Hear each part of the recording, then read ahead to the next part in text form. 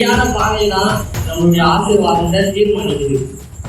நம்ம பூர்வ வழின்னா நம்மளுடைய தாத்தா பாட்டி அது இல்லை. நம்ம வேதத்துக்கு அடிப்படையில் நம்மளுடைய பூர்வம் யார், நம்மளுடைய முன்னோர்கள் யாருன்னா நம்ம நிறைய பேர் பார்த்தோம். மோசே அந்த மாதிரி நிறைய நபர்கள் இருக்கிறாங்க. அவங்க எந்த வழியில போனாங்க, அவங்க எந்த வழியில நடக்கிறாங்க, தேவன் எப்படி அவங்க வெளியாக வாழ்றாங்க, அந்த வழியில நம்மளை வாழணும்னு சொல்றாரு. அப்படி நம்ம வாழணும்னா நம்மளுடைய ஆத்மாவுக்கு இறை பாதுகாப்பு கிடைக்கும், நம்மளுடைய ஆத்மா நன்மையை பெறும் அப்படின்னு சொல்லி இந்த வசனத்தில் அழகாக நம்ம பார்க்கிறோம். அப்போ இந்த நேரத்துல இந்த காலகட்டத்தில் நிறைய உலக மனிதர்கள் இயற்கையினுடைய தேவனுடைய வழியை பின்பற்றுறாங்க.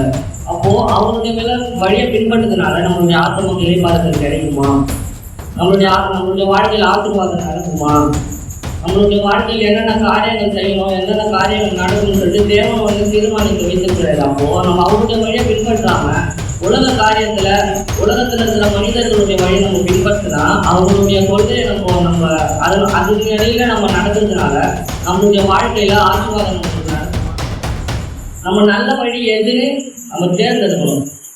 நிறைய பேர் இந்த தேர்ந்தெடுக்கிற விஷயத்துலதான் வழி மாறி போயிருக்காங்க. அப்போ நம்ம நல்ல வழி எதுன்னு நம்ம தேர்ந்தெடுக்கணும். இப்போ நல்ல வழினா எது? ஏதுதான் நம்மளுக்கு நல்ல வழி. அவர் ஒருவர் மாத்திரம்னா நானே சத்தியம் நானே ஜீவன் சொல்லிட்டு ஏற்கனவே சொல்றாரு அந்த இடத்துல.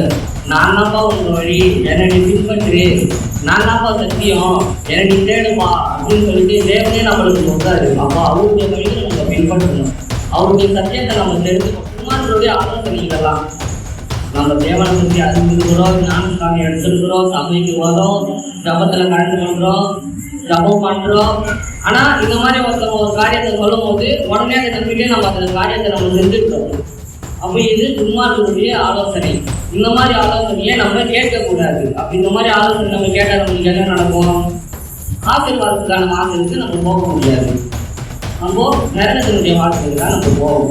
அப்போ நம்ம தேவனுடைய சரியான நம்ம வழியில போனாதான் ஆசீர்வாதத்தினுடைய வாசலுக்கு நம்ம போக முடியும்.